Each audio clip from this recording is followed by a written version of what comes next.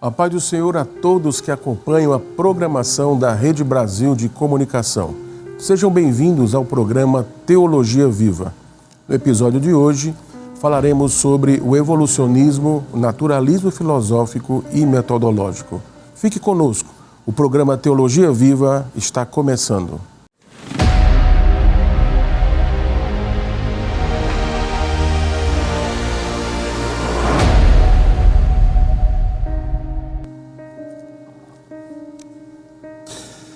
Amados irmãos, hoje falaremos sobre o evolucionismo, o naturalismo filosófico e metodológico.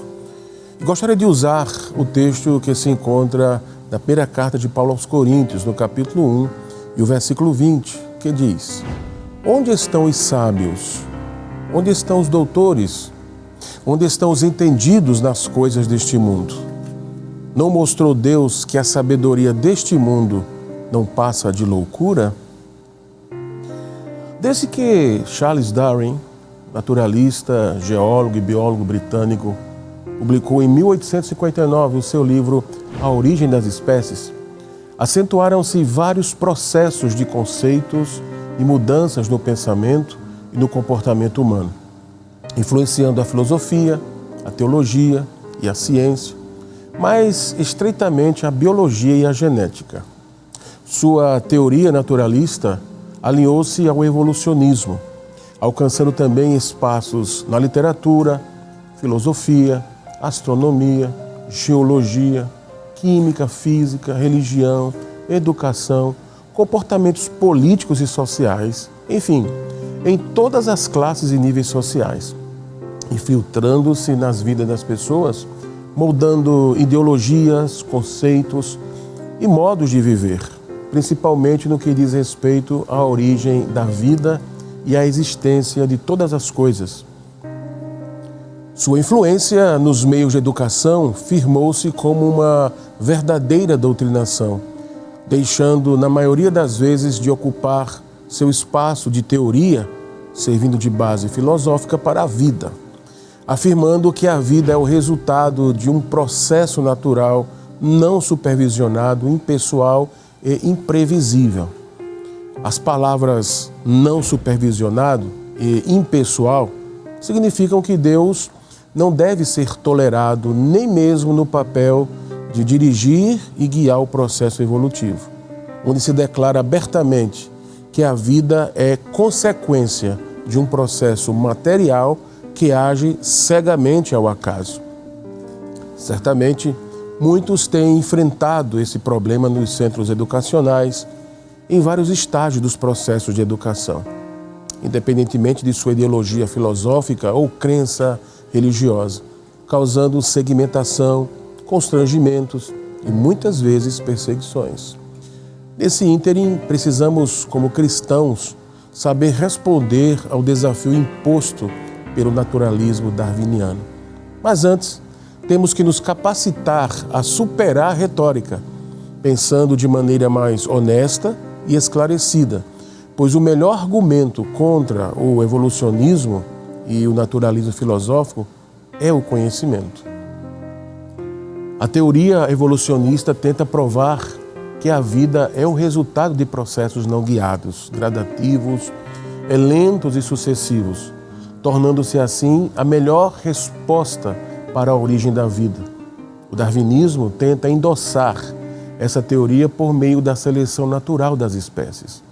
A partir desses pressupostos, houve uma verdadeira evolução científica nas áreas químicas, biológicas e genéticas, como já falamos.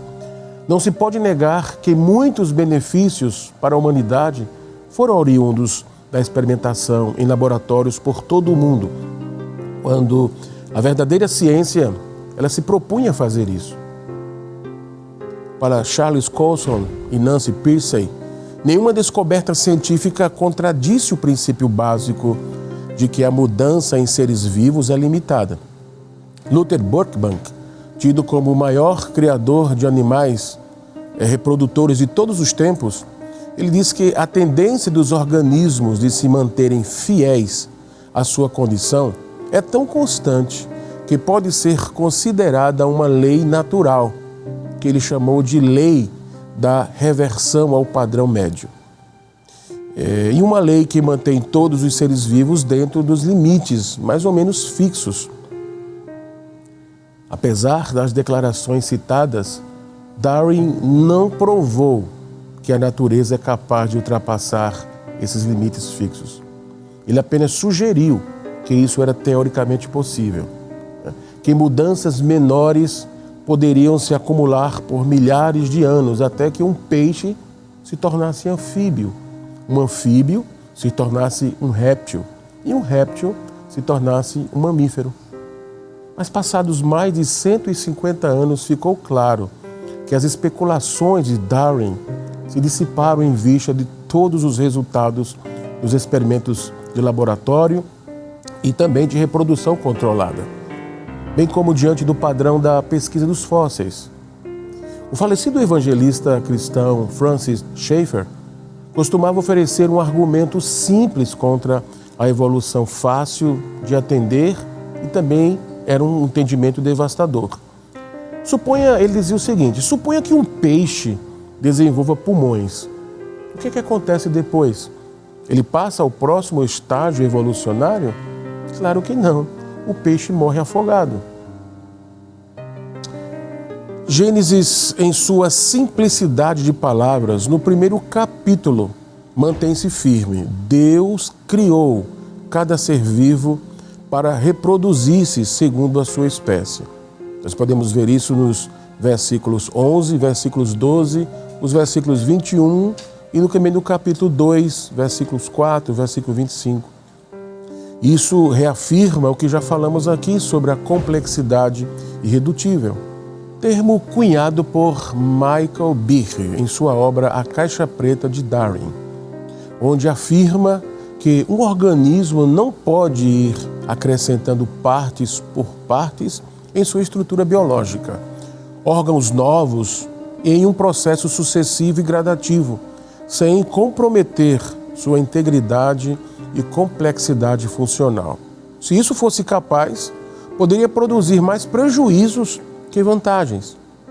Darwin teria tido ainda mais calafrio se tivesse conhecido a estrutura das células dentro do olho, por exemplo.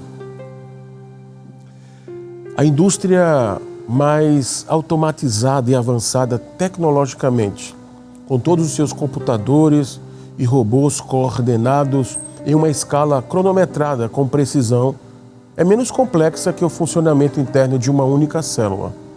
Nenhum sistema assim pode surgir de um processo darwiniano que é cego e gradual. A mais racional explicação para as estruturas irredutivelmente complexas da natureza é que elas são produtos da mente criativa de um ser inteligente.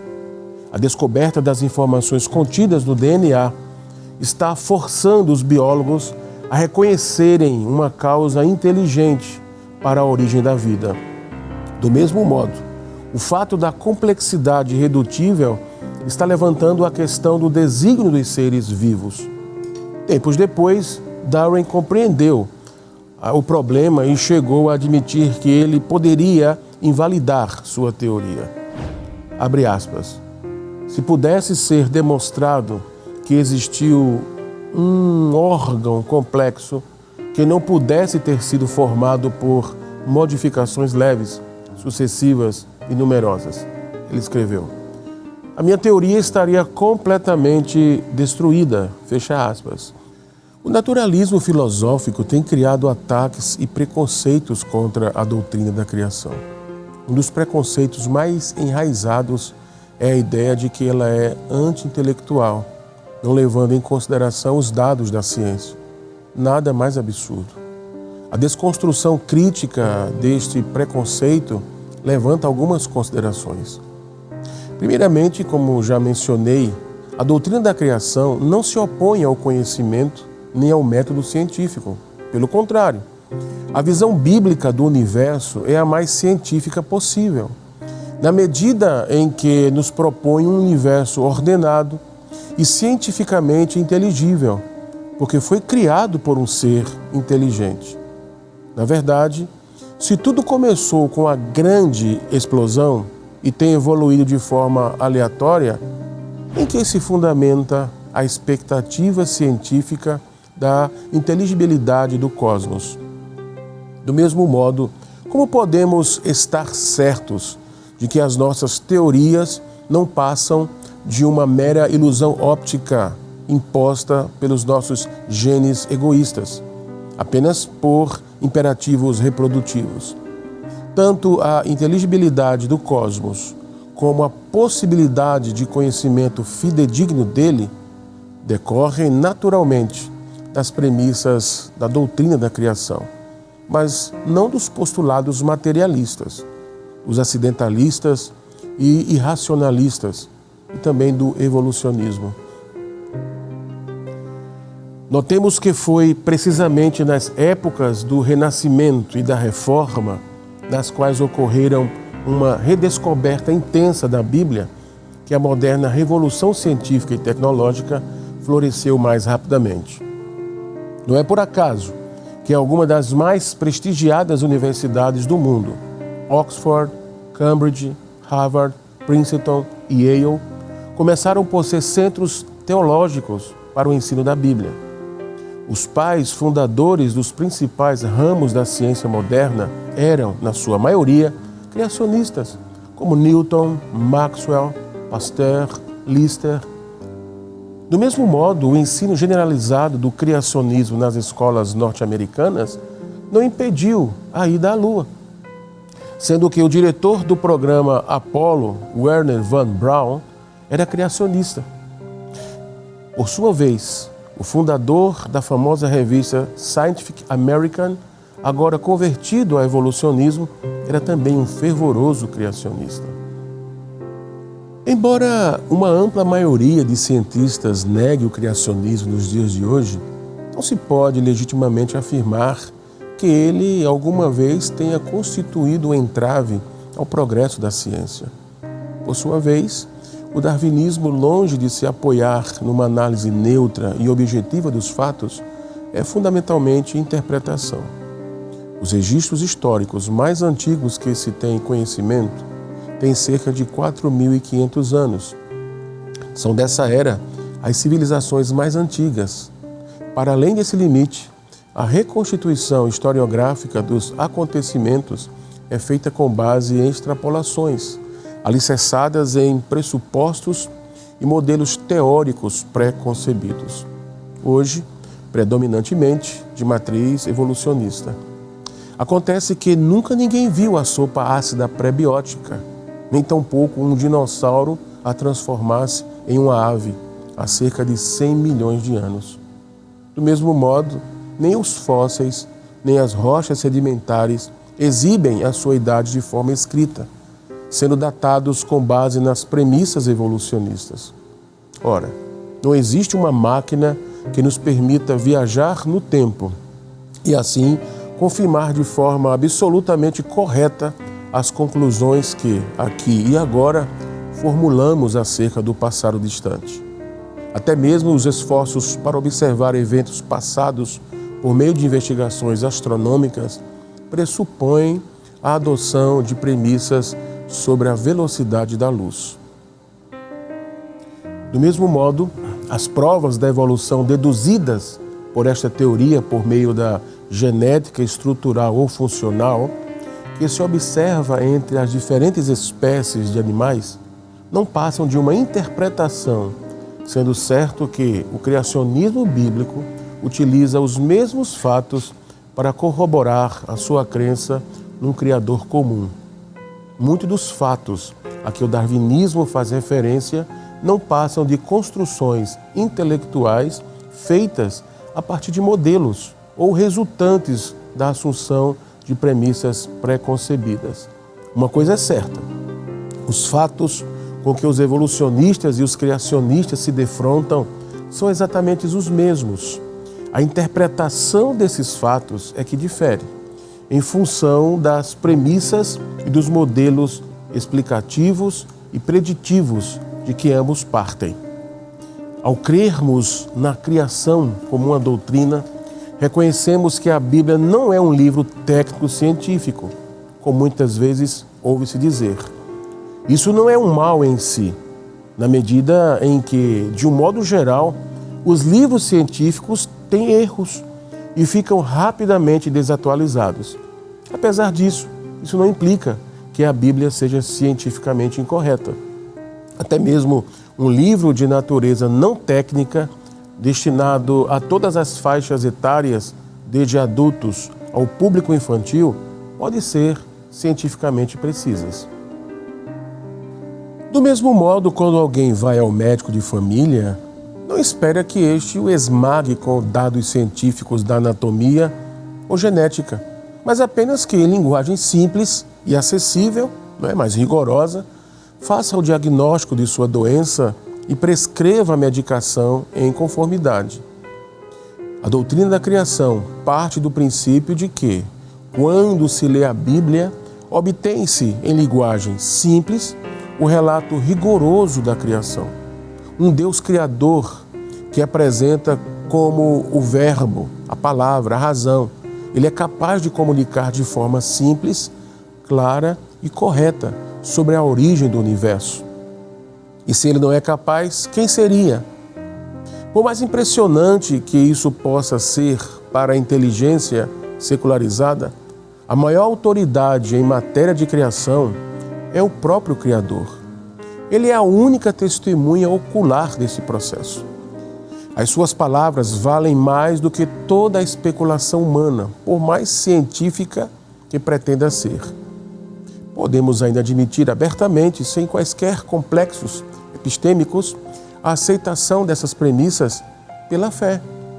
Embora a Bíblia não seja um livro científico, ela, enquanto palavra de Deus, contém os axiomas e os postulados, a partir dos quais devem ser estruturados os teoremas, as teorias e os modelos científicos.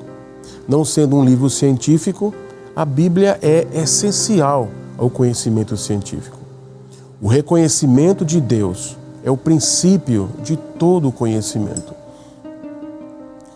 Agora falaremos um pouco sobre os resultados nocivos do naturalismo filosófico. O apóstolo Paulo, escrevendo a sua segunda carta aos Coríntios, diz: porque andando na carne, não militamos segundo a carne, porque as armas da nossa milícia não são carnais, mas sim poderosas em Deus, para a destruição das fortalezas, destruindo os conselhos e toda a altivez que se levanta contra o conhecimento de Deus, e levando cativo todo o conhecimento à obediência de Cristo. O naturalismo filosófico é uma corrente de pensamento que busca compreender e explicar o mundo por base em uma abordagem naturalista, ou seja, que se concentra nas leis da natureza e nos processos naturais como explicação para os fenômenos. Essa corrente filosófica enfatiza a importância da ciência, da observação empírica e do método científico na compreensão do mundo. Tal conceito afirma que o universo é governado por leis naturais e que tudo pode ser explicado por meio dessas leis, sem a necessidade de recorrer a causas sobrenaturais. Dessa forma, o naturalismo ele rejeita explicações baseadas, por exemplo, em conceitos religiosos, místicos ou metafísicos. Além disso, esse conceito pode influenciar também a visão sobre a natureza humana. Para os naturalistas, os seres humanos são parte integrante da natureza e estão sujeitos às mesmas leis naturais que regem o restante do universo. Isso implica em uma visão materialista do ser humano, em que as experiências e comportamentos humanos são explicados em termos de processos físicos e biológicos. É importante ressaltar que o naturalismo filosófico não deve ser confundido com o naturalismo literário, que é uma corrente estética na literatura que retrata a realidade de maneira objetiva e detalhada, muitas vezes explorando temas relacionados à natureza humana. O fundamentalismo darwinista dá sustentação ao naturalismo filosófico, em uma visão de mundo totalmente avesso à criação, comprometendo a verdadeira ciência e também o cientista, claro. Antes de um cientista entrar em um laboratório, a sua mente está preparada para aceitar até a mais tosca evidência que possa apoiar a sua teoria. A temática central é uma avassaladora luta de cosmovisões entre o naturalismo e o teísmo. De um lado, forças materiais aleatórias que governam o universo. Por outro, um ser imanente com a sua criação. É nesse aspecto que o naturalismo filosófico deve ser enfrentado, não necessariamente no campo científico e intelectual, como pensam muitos cristãos, pois trata-se antes de tudo de uma visão de mundo, antes de teoria científica e suas evidências, com suas abrangentes implicações. O biólogo William Provine, da Universidade de Cornell, declara de forma explícita que, aspas, o darwinismo não tem a ver apenas com mutações e fósseis. Trata-se de uma abrangente filosofia que declara que a vida pode ser explicada por causas naturais, que agem aleatoriamente e que imprensa de um Criador. E o sistema de crenças do cristianismo cai por terra. E absoluto para a ética. Não há sentido absoluto para a vida. Não há livre-arbítrio. A única razão por que alguém crê em tais coisas é que as pessoas ainda não entenderam todas as implicações. Em suas palavras, Provine para os cristãos não é apenas base fundamental. Somente quando compreendermos em qual parte reside o ponto central, deixaremos de ficar no debate da racionalidade da ciência e do naturalismo. E alcançaremos o conhecimento necessário, evidente, para ajudar a nós mesmos e a que são desafiados em relação àquilo que creem. Pois a razão, as evidências estão na nossa percepção. Porém, abstendo-se do teísmo evolucionista. Os cristãos inibem-se em estabelecer tão severo entre o teísmo, eles esperam poder combinar a lógica de Darwin com a fé em Deus, sugerindo que pode ter usado a evolução como seu método de criação. Insistiu em que os dois são mutuamente excludentes.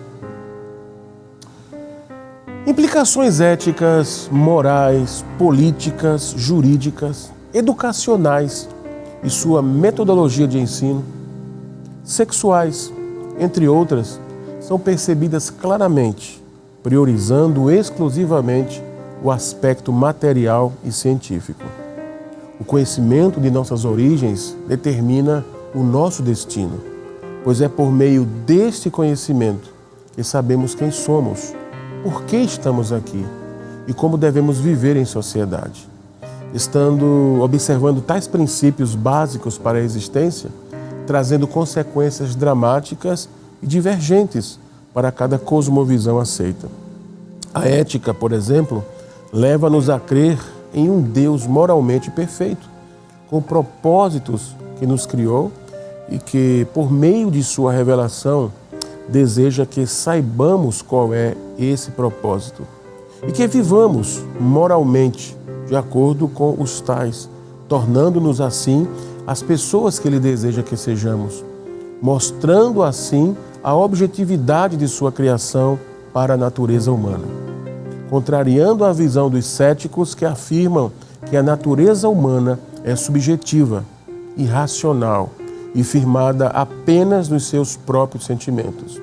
Essa é a filosofia do naturalismo, que Deus não existe e que nós, os que cremos e quem criamos a ideia de sua existência, o que nos torna reféns de uma ética e moralidade criada em nossas mentes. Quando seria mais fácil acreditar em algo real e racional, o conhecimento científico. E se o homem é produto de uma racionalidade evolucionista, na qual a mente é apenas um órgão que se desenvolveu de formas inferiores na luta pela existência, como aconteceu com outras partes do corpo, por exemplo, o conceito de ética e moralidade, eles ficam comprometidos. É isso que acontece exatamente com muitos jovens cristãos, quando alcançam algum nível de desenvolvimento. E ao se depararem com os constantes fluxos evolucionários, o conhecimento científico e o naturalismo filosófico, tais jovens abandonam a fé, os valores morais e éticos, abandonam o conceito do certo e do errado, que um dia nortearam as suas vidas, resultando em um relativismo radical. Todavia, se o darwinismo está certo, não há leis divinas nem ordem moral transcendente, e não há base normativa, e afinal, para o direito. Infelizmente, o darwinismo é, ainda, a fonte principal do pós-modernismo, que rejeita a ideia de uma verdade universal, considerando-a um instrumento de opressão manipulado por um patriarcalismo de pele branca, em razão do pensamento, o darwinismo e também de eliminar o transcendente. O pós-modernismo chega à inevitável conclusão de que não há verdade transcendental. Porém, um mundo sem Deus é um mundo sem qualquer base para a justiça ou para a verdade universal. Cada um de nós está preso à perspectiva limitada de nossa raça, sexo e grupo étnico. Por hoje ficamos por aqui. Para mais informações, consulte o livro A Doutrina da Criação, uma perspectiva científico-bíblica. O livro foi publicado pela editora Bereia. No próximo episódio, abordaremos sobre a teoria do Big Bang. Te convido a orar neste momento. Pai, em nome de Jesus, nós te louvamos, te agradecemos, Senhor, pelo privilégio de podermos falar e, ao mesmo tempo, aprender sobre as verdades contidas na Tua Palavra, reconhecendo, Senhor, de forma, pelo nosso entendimento, pela fé e também pela nossa intelectualidade e pelas percepções que Tu criaste em nós, de entendermos e sabermos que Tu és o nosso grande e supremo Criador. Obrigado, Deus, pelo dom da vida. Obrigado, Deus, pelo privilégio e a oportunidade de termos esse entendimento. É o que nós te pedimos, Pai, te agradecemos em nome de Jesus. Nos veremos no próximo programa, não perca. Até lá, que a graça do nosso Senhor Jesus Cristo, o amor de Deus, o nosso Pai, a comunhão e as consolações do Espírito Santo sejam com todo o povo de Deus desde agora e para sempre. Amém.